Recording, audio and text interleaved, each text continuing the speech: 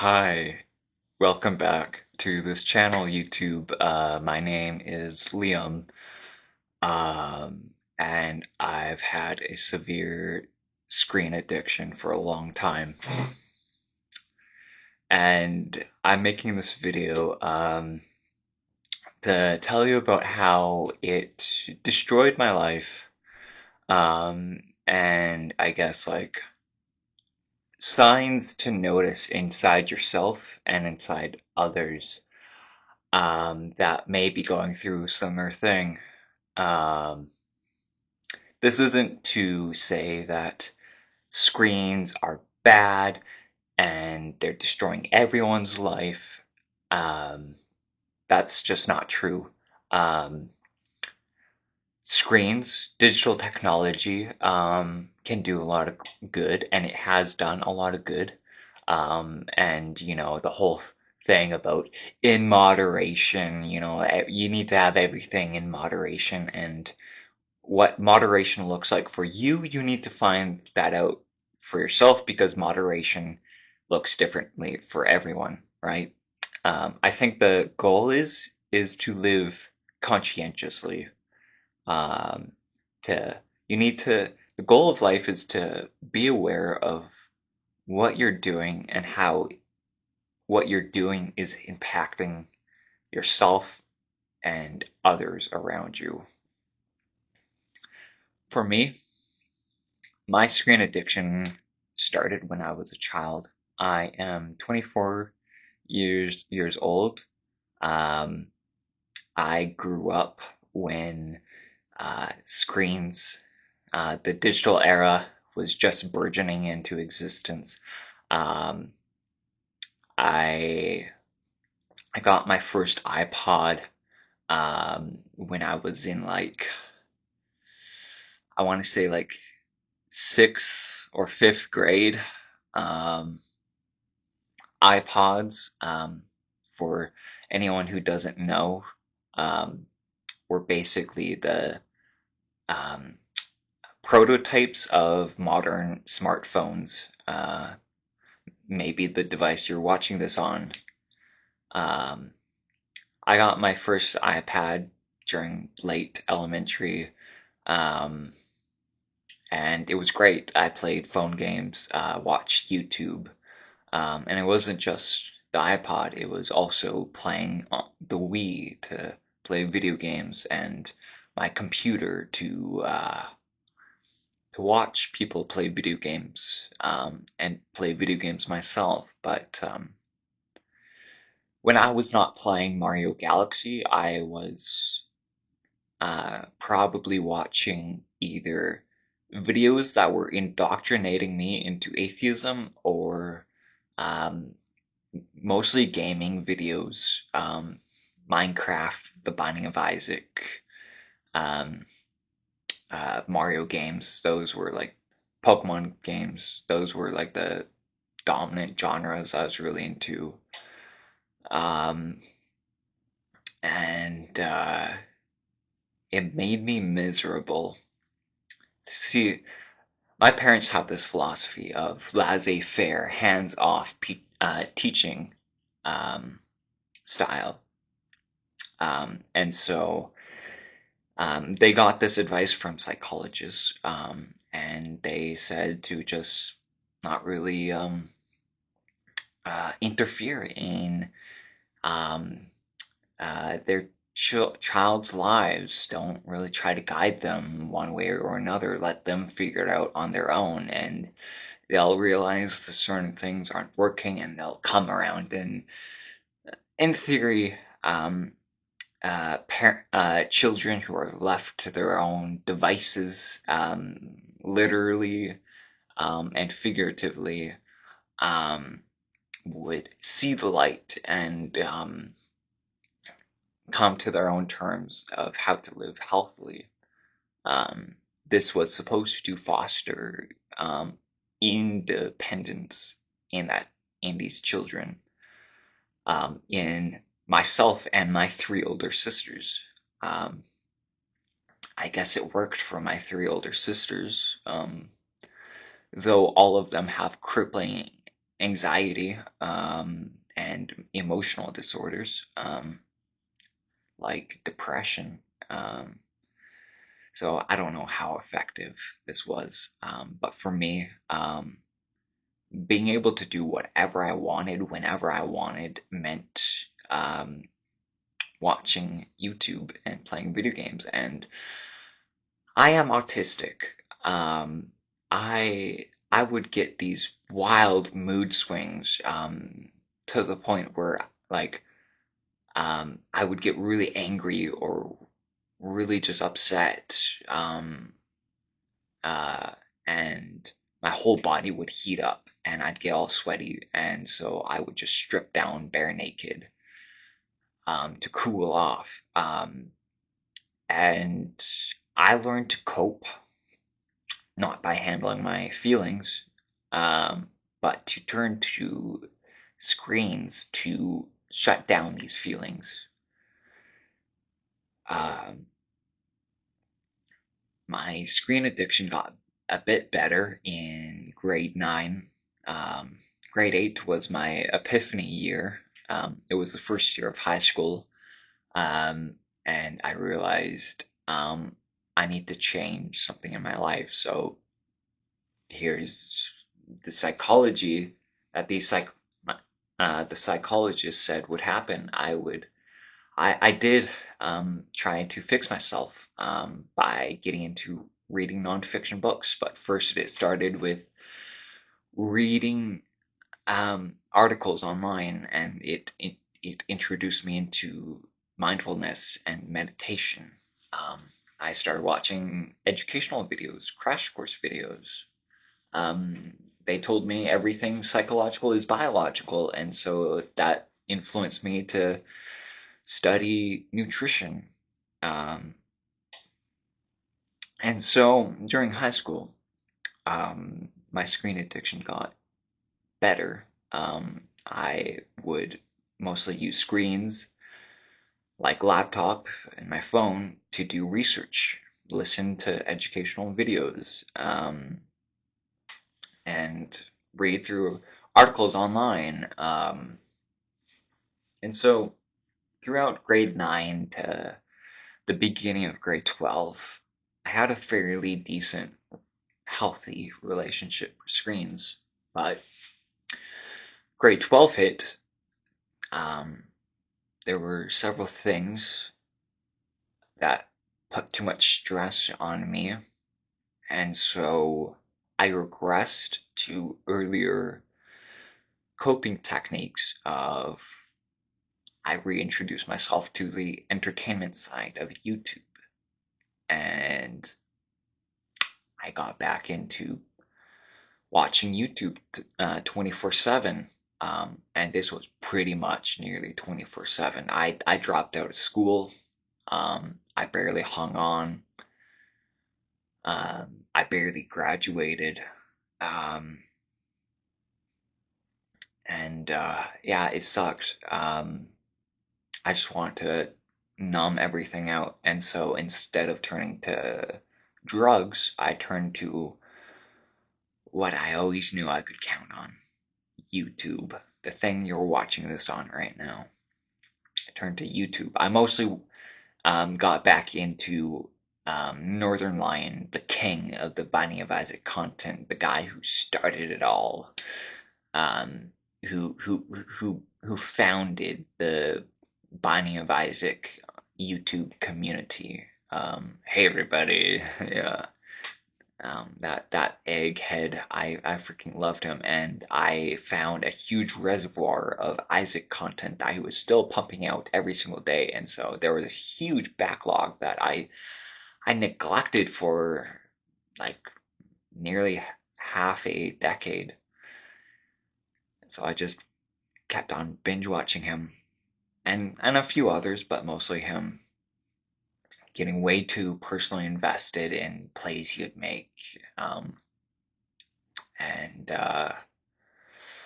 my mom eventually started turning off the internet when she left, um, and that got me into playing the Binding of Isaac myself, and just simply typing and playing on the keyboard. That was an insane amount of physical exertion for me at that time. My body completely withered away. Uh, my mind the same. Just so I started using my body again and started activating, and that kind of set off my line of self improvement. I eventually got a job. I went back to school for a bit, but I still wasn't emotionally stable, and so it was a whole yo-yo, ups and downs. I never finished a class. I'd always drop out during the last month. I only worked for a couple months at a time until it just became too physically strenuous. Parents are home, um, and yeah, it was a huge toll on me. And now I still have this lifelong screen addiction. Let me just move outside.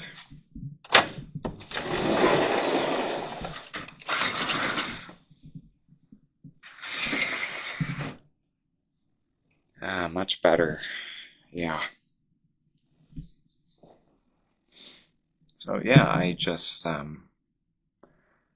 had this lifelong YouTube addiction, and these past 6 months since I've been overcoming my screen addiction, I downgraded to a dumb phone.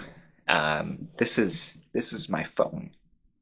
I no longer have a smartphone because I cannot trust myself with having a smartphone. It's too addictive. It is too predatory. Um, and I've realized how much my mind, my cognitive centers, my emotional centers, my body have all shut down from this process, because it's the phenomenon of use it or lose it, and I've not really been using any part of me really, and so I've lost a lot. I've lost a lot of myself through this process, and I was the primary victim. Like I am the typical like extreme victim of what um, social media platforms such as YouTube, set out to do. Because what do they set out to do? Maximize your attention on it, because we live in a attention economy. Whatever we spend our attention on, that is money, right? And so some of the techniques that social media uses is gambling, right? Gambling. The When you refresh the page, you don't know what kind of new content will pop up. Sometimes you're gonna hit big and watch a really good video, maybe this one. Um, Instagram, Facebook, they all use a very similar formula of, ooh, you don't know what's the next pleasurable thing that's gonna pop up that's going to give you dopamine, pleasure, that quick fix, that distraction from the uncomfortable parts. Um, and what this does is it shuts down your brain.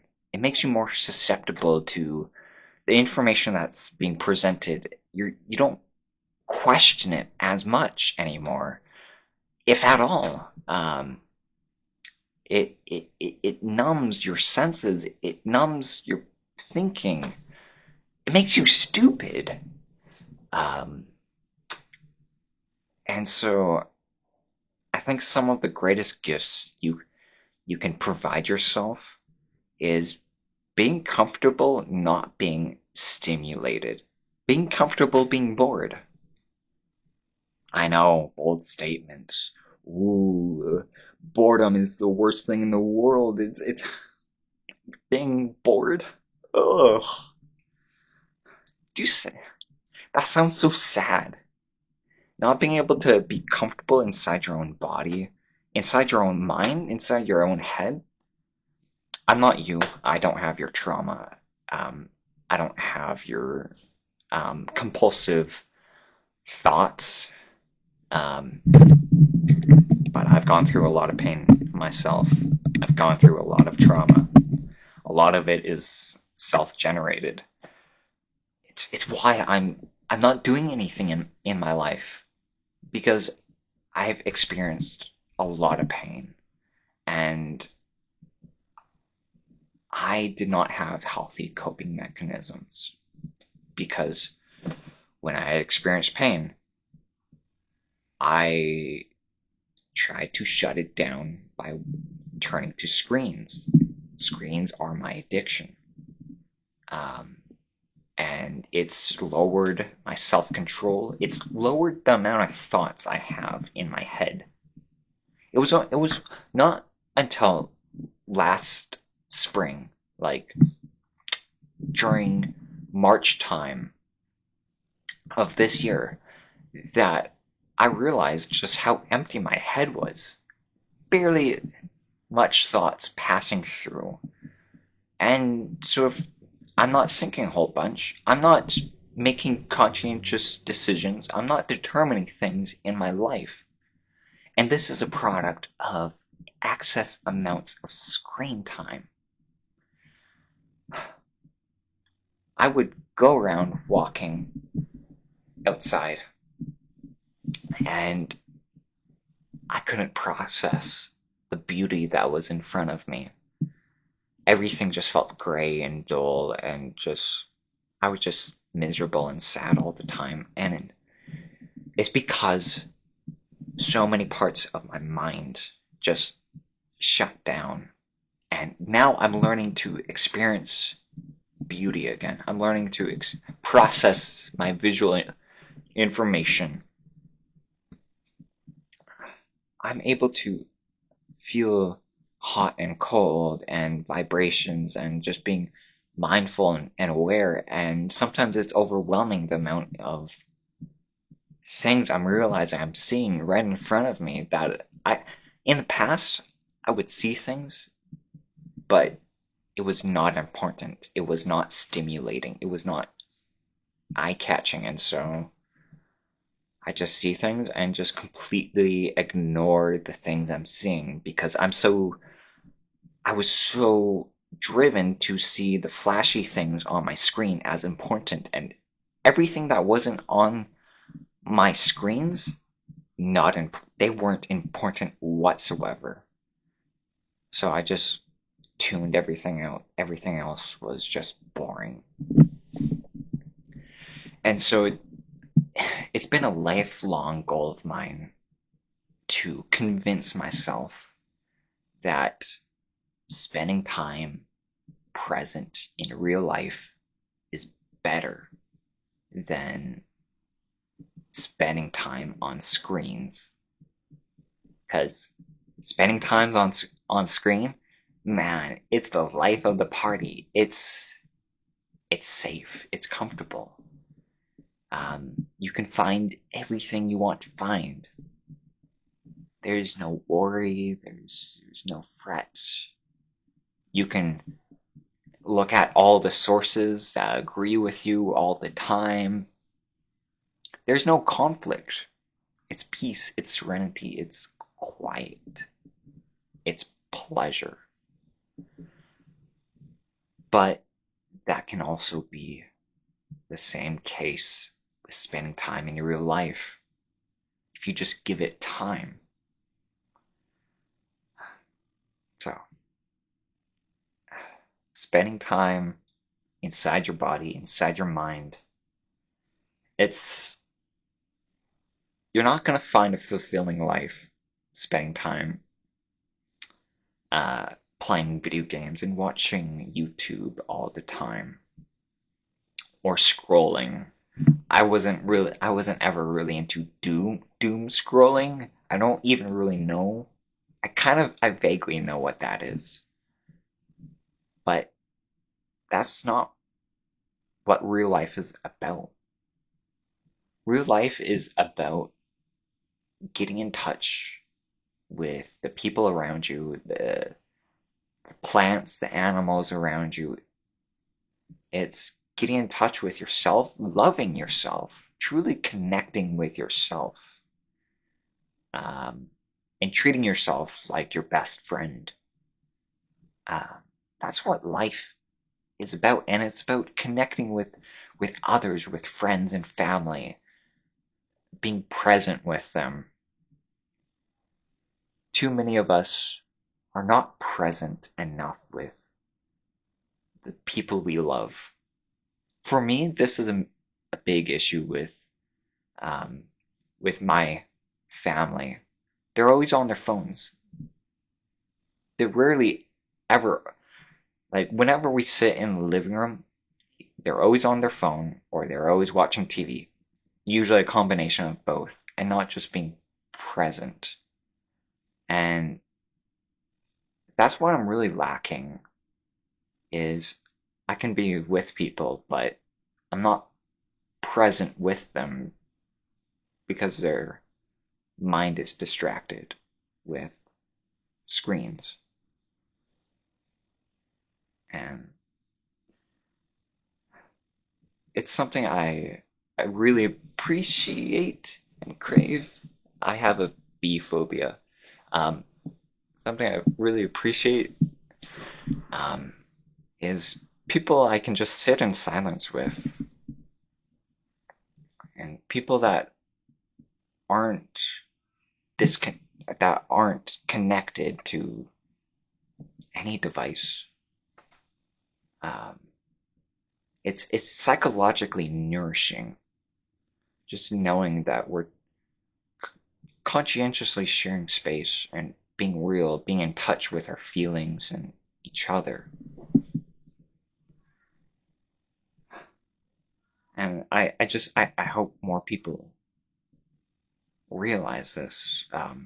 At least people in my life, and I hope that you can understand where I'm coming from. Um, yeah, this has been my journey with screen addictions. I've really just been enjoying this process. Like these past couple months, it's been information overload, and I've done a lot of housekeeping up here of reviewing memories and things I know, and just categorizing things in my head, mapping out, making mental maps of my environments, creating timelines of history in my head, visualizing colors, images, mix and matching imagery, being creative. Uh, these psychological pathways have been opening up to me, and they've been shut down since I've been glued to screens. Because this stuff I've not really experienced before. It's like it's like I'm entering inside my mind and body for the first time. And some days it feels like the first time again and again.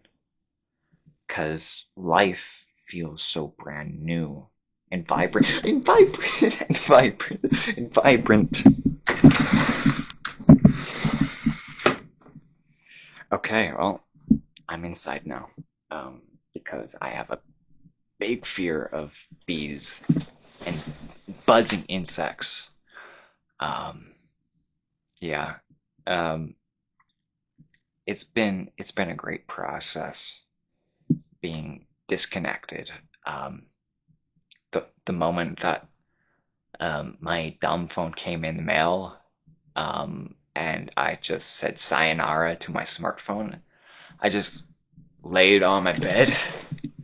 It's like, yes, I'm free.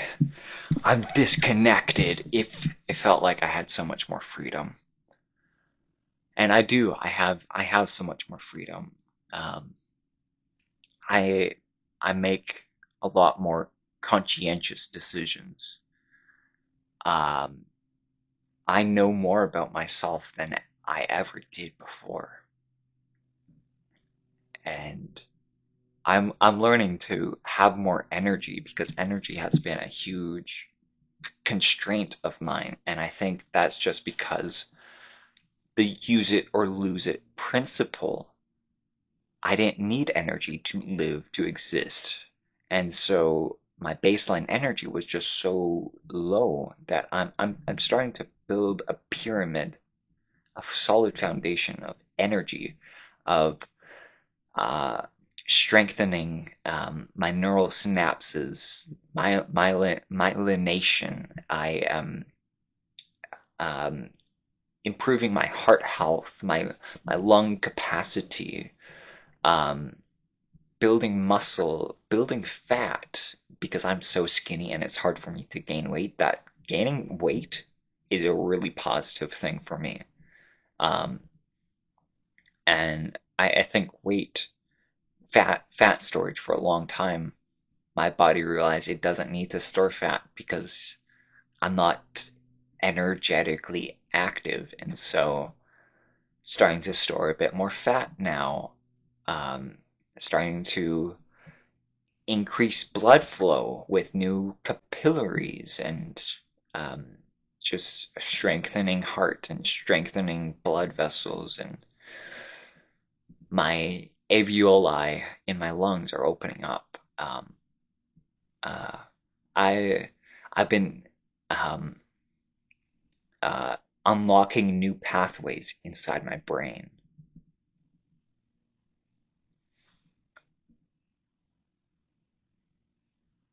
Uh, yeah, sorry, I just had to check something here. Um, Unlocking new pathways inside my brain. Um, the whole world is just opening up. Um, Starting to become more emotionally mature, emotionally responsible. One thing I've come to learn is that the best way to um, shut shut down like panic attacks and other emotional distresses is to activate higher levels of thinking in the neocortex, the most evolved part of our brains. Um, because a lot of um, emotions happen in like the basal ganglia, um, where like our subconscious exists, and that's the more um, primitive um, part of our brains. And for me, I would have these emotional outbursts of anxiety, of rage, and if I can just talk myself down, talk myself through it, activating my neocortex, I can regulate my emotions a lot better when I start to blend my emotions with my reason. So that has been a core tenet of instructing myself. Um, and none of this I would like. I could I could learn. I could know this information in the past, but to conscientiously and actively apply it day in and day out requires effort. It requires work. It requires being conscientious, and none of that is possible with screen addiction, because screen addiction lowers it stops thinking in its tracks. Um, Another thing that I do, so I still have a laptop. Um, I I have this. walking treadmill that I use um, sometimes when I watch TV or YouTube. I do it whenever I can, but sometimes my legs get too sore, or I'm just overall just fatigued. But whenever I can, I walk, because what walking does is walking solidifies learning. It activates the brain, um, and so walking while doing a mentally passive process of watching YouTube keeps my thinking alive, keeps myself engaged. And so this walking treadmill that I bought for like $200 has been really instrumental to this recovery process. Um, it's been really easy to get my steps in, and walking is the number one thing that doctors always recommend. It it's on par with the advice of drinking water. It's so healthy. And if you believe in evolution, our bodies evolved to walk for hours upon hours every single day. Um, and that's why walking is just so healthy for us, is because we were evolved to constantly be walking or running or jogging or any combination. Um, Walking, like I said, solidifies learning. It prunes synapses, and it strengthens things you've learned. It promotes neurogenesis, the production of new brain cells. Um, so it's been great. These are some of the things that I do now that I'm not so much addicted to my screens. Another one is um, activating my communication centers.